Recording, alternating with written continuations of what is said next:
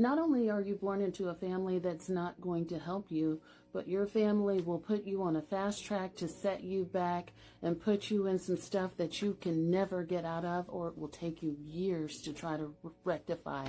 Hi, my name is Dr. Natalie Jones, and I've spent several years working with adult children of narcissistic parents, as well as victims of narcissistic abuse, as well as perpetrators of abuse. And I definitely want to talk about this. Make sure you go back and watch that creator's post. His whole post was about how people are born into families that are not going to help you.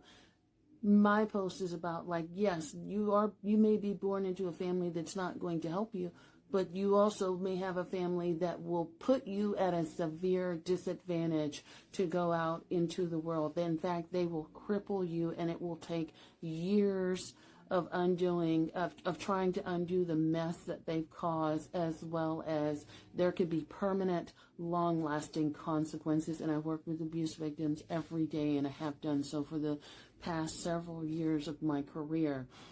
And let's get into how, narcissistic families or families can hold you back. I mean, I think I want to start with the first thing, like financially.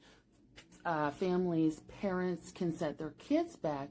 There are a lot of parents that are very comfortable when their kid is born taking their child and using their child's social security number, opening up lines of credit, loans, utility bills, and all of that, whatever else, and running their child's credit into the mud. And so they will do that before their child even becomes of age. And next thing you know, when you're trying to go to college or open up a checking account, voila, here's this mess that you didn't agree to, nor did you ever know about. Not only that, but family members will even steal your credit in a lot of cases. And I've worked with people who've done this. So this is coming from my experience in working with people who've gone through this, that where family members will even steal your credit and or your identity, and they'll do that to open up credit, but also too, in the criminal justice system, which I've also worked in pretty extensively, people will take their family members' identity and in the criminal justice system and try to claim siblings' identity or someone that they look just alike to have a charge on that person's record, and will claim that identity. And sometimes people don't know until they maybe go for a job or something like that, and they get fingerprinted or they get pulled over, and next thing you know, they got a warrant out because someone else has claimed their identity. And that has been done, and that has been done successfully before. And that is my experience. If you have a different experience, you're welcome to utilize your platform to talk about it.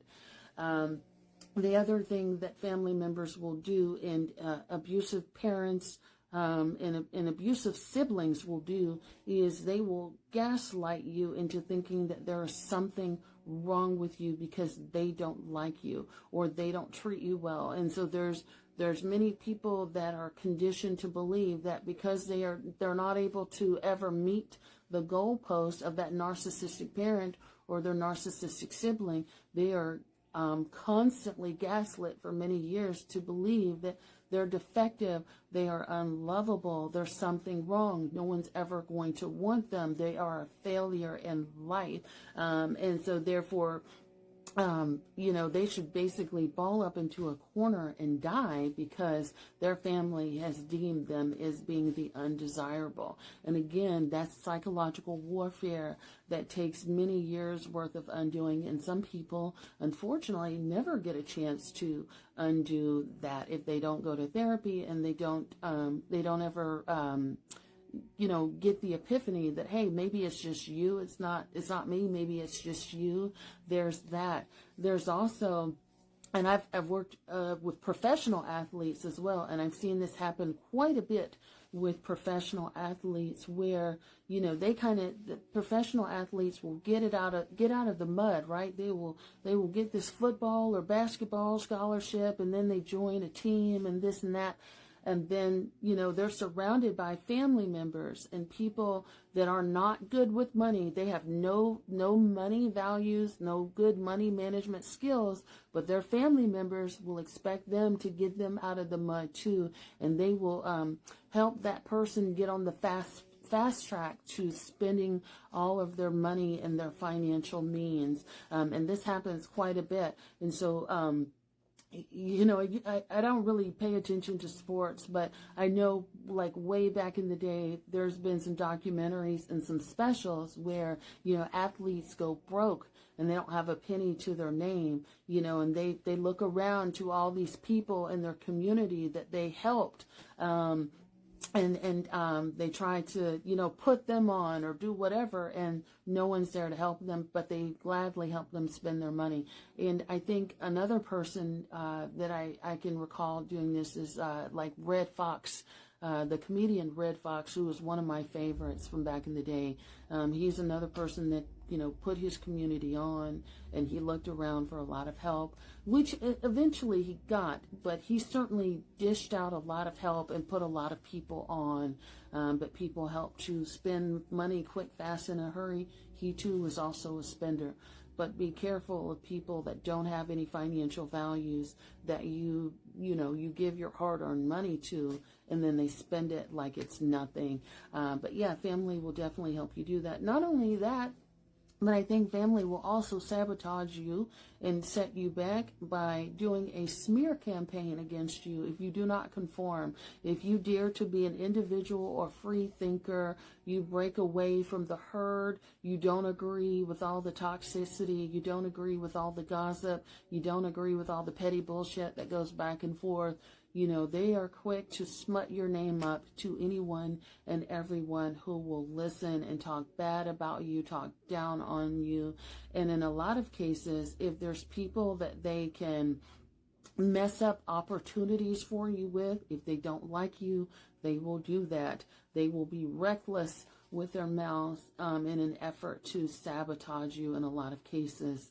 And also in addition to in a funeral or in a wedding, if a family is not happy to see you move forward, if they are not happy to see you there at a burial, family members will act out and get wild at a professional function, and just act up and cause a scene and embarrass you quick, fast, and in a hurry because you're getting attention or someone else is getting attention and they want to get that attention for themselves, or they don't like the fact that you're happy or that someone else is being memorialized or celebrated or whatever the case may be. There's plenty of family members that will come into your function and act a damn fool, and cut up and mess up things for years to come. That's all people will be talking about.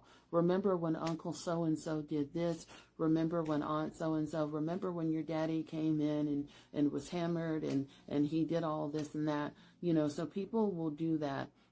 And not only that, other dynamics that happen where family members will sabotage you.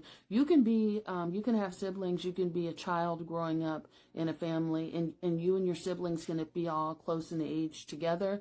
And you guys can have completely different experiences with your parents, where one parent values one sibling, another parent completely devalues you. And so you could be subjected to competition and bias even in your family members.